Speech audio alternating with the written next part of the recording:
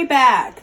We talk about the melted butter as a melty. Check it out. All right, if you want to put it in there.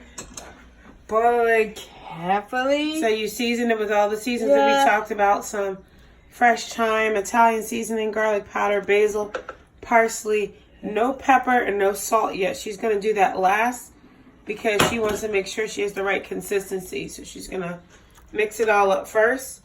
And we know it looks a little bit watery. We want it that way because it's going to be in a crock pot, which means the heat's going to be on and it's going to thicken later. She's also decided to add the cheese later. Oh, God, the church. Once we get there, she's going to add the cheese when we get there so that it's a nice melty. Mm-hmm. We don't want it to get too runny. You're doing great. Continue to mix. I gotta taste it. Push and pull. Push and pull. You gotta put salt and pepper in there next. We haven't done that yet. So look at the size of the salt, the pepper that you got opening. Yeah. I would suggest using this one instead. Close this one. Put your finger over that, and you can be generous with it. I like a little bit of pepper. Swirl it around. Mix it in well. Okay. Don't mix it yet. Don't forget your salt. The salt, same thing. You're gonna take a generous more. All right, mix it up. You're gonna have to taste it. You have to get a spoon. The tiny spoon. That looks so good, actually. Be right back. I think we should put some more fresh thyme in there.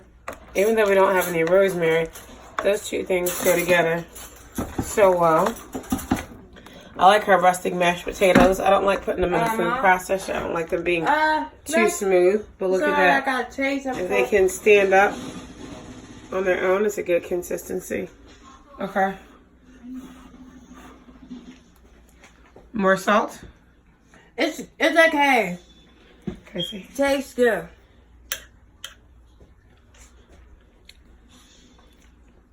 You can use more salt, Micaiah. Oh, dang. Just sprinkle it all around. What's that? It will taste overwhelmed. It's not going to taste overwhelmed. You're going to get salt from the cheese as well. The mashed potatoes don't have much taste to them. You could probably put some more butter in there too. It tastes a little flat. Make sure it tastes good and not have no flavor. Yeah, make sure you taste it as you go along. You can put some more of that in there. Tear off some more green herbs. The green herb. Green herb in the garden. The secret one. Yeah, not my garden though. Tear it off. Tear off many pieces. Listen to me, kids. You take the tiny piece. Micaiah, these are adults, not kids. Hey, dog, take the tiny call. Take a tiny bit of a season. It smells really good. Smell like pasta. One of Micaiah's secrets is she likes mixing dried herbs with fresh herbs because it evens out the cooking. Jabba, use a scissor for basil and meaty. You're right about that, Micaiah, because we do have scissors. Well, you know what? Don't we have some fresh basil? Yeah. If you go over to the windowsill and get a piece of basil. Okay.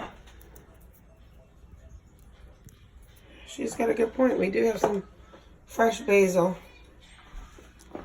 This is fresh basil. Tear it up. You always want to make sure you tear it. It's going to give it a nice aromatic flavor to go. And then you're going to have the cheese that melts it. It's going to add in some additional salt. Okay, so give it one last taste.